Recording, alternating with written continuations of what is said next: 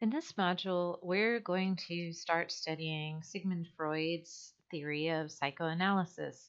So, he did not conceive of this theory himself, but he was an excellent writer and speaker, and he kind of popularized this theory. So, he's given most of the credit for it. So, this particular section of the lecture modules is going to focus on the three parts of the personality. He says that we have three different parts of our personality. And remember, he was a neurologist, so I'm going to try to help explain why he conceived these three parts and how they might relate to actual brain parts now that we've studied the brain part module. So, the first part of the personality is the id.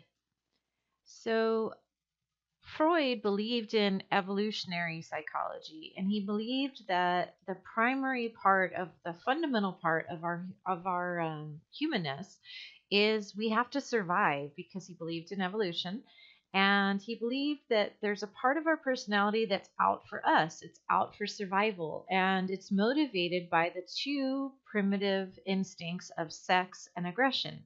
The people who didn't like sex were less likely to reproduce, and the people who are not aggressive were likely to get taken advantage of. So he says at the core of our being, our basic instincts, our id, are sex and aggression. And that this part of our personality is out for ourselves. It's very selfish. So the core of our being is selfish. We're doing what we do in order to serve ourselves, that we do not do anything to actually help others. When we are helping others, it's actually to make ourselves feel better about ourselves. So that's interesting. But that's one part of our personality, and that would be kind of like our id. And the id part of our personality that I'd like to bring you back to would be more like the amygdala. So in our last module, we learned about stress, and we talked about how the amygdala can hijack the brain. So the frontal lobe is more of your socially acceptable behaviors, whereas the amygdala is like the survival. It's like a very emotional part. It's about I don't think about what others need.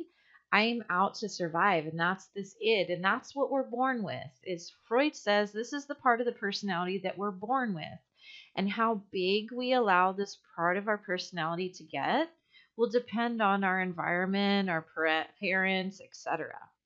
Let's go to the next part of the personality. So, the next part of the personality is the ego. And the ego is based on something called the reality principle. So, the ego is kind of the agent for the id. What it does is in our society, it's not okay to always be selfish. The ego, or there's rules of society, or there's rules set forth by our parents that our parents are balancing their needs with our needs, and so on and so forth. So eventually, as the child grows older, other parts of the brain start to develop, and the parents are kind of honing them, kind of reinforcing them, these circuits to create our ego. This is what we present to other people. And what the ego does is it tries to get the id what it wants, but it tries to get the id what it wants in a socially acceptable way. So the ego, like the id, is based on the pleasure principle, whereas the ego would be the reality principle. Let me try to get you what you want without making everybody else mad. Okay, so the superego is the part of our personality that's created a little bit later in life. Like, probably if your 2 year old stole a cookie, you would think it's funny. But if your 3 or 4 year old stole a cookie, you'd probably get mad and tell them, no, that's wrong. You don't steal things. When I tell you not to do something, you shouldn't do it. It's just like a 2 year old when they have a temper tantrum, you're kind of like, okay, this is terrible twos. But if you see a 5 year old having a temper tantrum, you'll probably turn and say, that's a spoiled child. So what happens is first we're born with the id, which is our basic survival instincts. Then the ego is cultivated. And then finally, our superego is like our morals and our conscience. Like, these are the rules, the higher order rules of society. So let's see some pictures. So I took a bunch of pictures from the internet trying to show these different parts. So as you can see, this one would be the id. I'm all out. Like in our society, it's not really okay to be out for yourselves. You shouldn't cheat. You shouldn't lie. But things can change of what we think is acceptable, what we think is not acceptable, so on and so forth. So, for example, in our society, maybe it's not okay for you to have multiple wives or husbands. But as you know, in other societies, it was good to have multiple wives or husbands. So this id would would be like our basic survival instinct is probably, if you look at evolution, that men, remember the evolutionary theory that men would do better by having multiple partners to get their genes pool spread around, and women would do better by maybe also having multiple partners, but choosing one to attach herself to that has the most finances. So the id is probably kind of looking for that if you believe in evolutionary psychology, and if the id would be based on evolutionary psychology. Then the ego would be like what we all see. This is what we see. This is the person that you present yourself. And then the superego is your morals and your conscience. Like, what are your value system? So there's one picture. Here's a picture with emojis. So the id, the ego, and the superego. And we're going to see why this ego looks like almost like confused, scared. We're going to see that in just a minute. Here's another picture. The id says, I want it now. And remember, the amygdala is like a right now thing. It doesn't care about what future consequences are. It's like a right now thing. So we're going back to the amygdala, the frontal lobe. So just back to this, this would be more of the amygdala regulation. This would be more of the frontal lobe regulation. Oh, I'm thinking about morals, future, planning, what society believes, doing the best for everyone. And then the ego is kind of the connections between the two. So this one would be amygdala, frontal lobe, and then the connections between the two. Now, I love this picture. This is actually my favorite one. So you see this in a lot of different TV shows, cartoons, so on and so forth, where you feel like one part of you is telling you to do one thing, and another part of you is telling you to do another thing. And in fact, when we did the stress chapter last time, um, a big a big cause of our stress a lot of times is when we have to make a choice. When we have to make a choice because one part of you wants to do one thing and another part of you wants to do another thing. Wouldn't it be so great if we could just force ourselves to maybe listen to this side all the time? We would be such a controlled person, but we always have to contend with this side that's saying, no, do what's best for you, do what's best for you. So, this is the iceberg conception of the theory. And I think this is a really interesting way. It's shown like this in textbooks a lot, but I have seen other representations of it.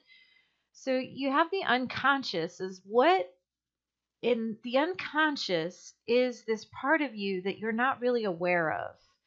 I think this is such a fascinating part of us. Like, have you ever noticed that maybe you drive a certain way home all the time, or you get into these habits all the time, and then you're not even thinking about it, and you just fall into that habit again. So, for example, you drive a certain route home from work, but then you tell yourself consciously, "Oh, I have to go to the grocery store," but you actually find yourself back at home. So the unconscious is this force that guides you that you're not even aware of. And the big question is how smart is the unconscious? Is the unconscious smart? Or does it know things in a bigger picture? Look at how big this is down here. In a bigger picture than what your conscious is actually aware of. And you think you're driving the wheel, but is it really your unconscious that's driving the wheel? You should look at a pattern of your behavior, like your yearly behaviors. Do you tend to do the same thing every year or get the same what's the word that I'm looking for? Drives, the same drives to do things at the same time year after year that you're not even consciously aware of. But then when you go back through and you look through your histories and you look at your what you did last year at the same time? Are you doing the same? Are you having the same exact kind of motivations this year as last year because your unconscious recognizes it? We talked about how when you see somebody and you're like, "Oh, I don't like them." And I don't think it's them. I think it's your unconscious has this mental notation of somebody that might have looked like them and now is creating these negative feelings as a way to protect you. So the unconscious is such a fascinating aspect of us. And the way that Freud said to study the unconscious was Freudian slips. So on movies, you'll see that they show a lot of Freudian slips. If you Google newscasters, Freudian slips, you can find a lot of fun stuff with that too. I'm not going to put it on here, but I do it in my classes sometimes. Um, when I was in college, probably younger, like the younger college students, right out of high school, as I worked as a cocktail waitress, and I tell this story. So, as a cocktail waitress, that's how I put myself through school. And I remember that a really handsome man came into the bar, my age, and I was like, oh my gosh, he's so beautiful. So I go and I wait on him. And what I said to him was, I was like, hi, what can I do to you? I mean, what can I get for you? That would be a Freudian slip. And that was what I wanted to say, but I wasn't supposed to say that. So when you say to somebody, I don't know, I really don't, I mean, I really like that dress. You started to say, I really don't like the dress, but you really like the dress. So Freud would say you have to listen for these little Freudian slips. Another thing that he would say is looking at dreams. He says dreams are the royal road to the unconscious. But I saved the dream chapter all the way for the end because by the end of the semester, you're so tired, but dreams are so fascinating that you can still hang in there with me. So we'll talk more about that's just one theory. One theory of dreaming is that they're your unconscious desires. But there's other theories that we need to take a look at. And final thing that he used to look at, first of all, he said, you don't listen to people's words, you watch their actions because their actions will actually tell you what they really want. So if somebody's late to something, it's because subconsciously or unconsciously, they really don't want to be there. If they lose something, they didn't want to have it. So what does that say about me that I never know where my phone is? Haha. Well, anyway, let's go to these other parts. So the preconscious is where we're going to look at next module, where I talk to you about defense mechanisms. And so all of you that have been taking this class and you're like, gosh, I thought psychology was about analyzing people. Well, yay, we finally get to defense mechanisms. And what defense mechanisms do is they look at behavior in a little bit of a different way, where they go beneath the consciousness and trying to look at the preconscious, like you're kind of aware of it, you're starting to look deeply at it, like maybe free associations, looking at defense mechanisms, looking at dreams, looking at behaviors, and looking at it at a different level. That'd be preconscious. Like you can kind of look for it, you can kind of see it if you really look deeply. So if you think of this in a boat, you can see consciousness. This is what I see. I see the iceberg. But then, if you look deep into the water, you can see a certain level if you're really willing to look, preconscious. But then there's parts of us that's so deep that we won't ever be able to see them. So I just showed you that iceberg theory, and I'm going to end this module here kind of piggybacking on that. As I said, we've been looking at conscious, we've been looking at the three parts of the personality. What are they? They're the id, the ego, and the superego. And the id is your primitive instincts. Your ego is like the agent for the id, trying to get the id what it wants.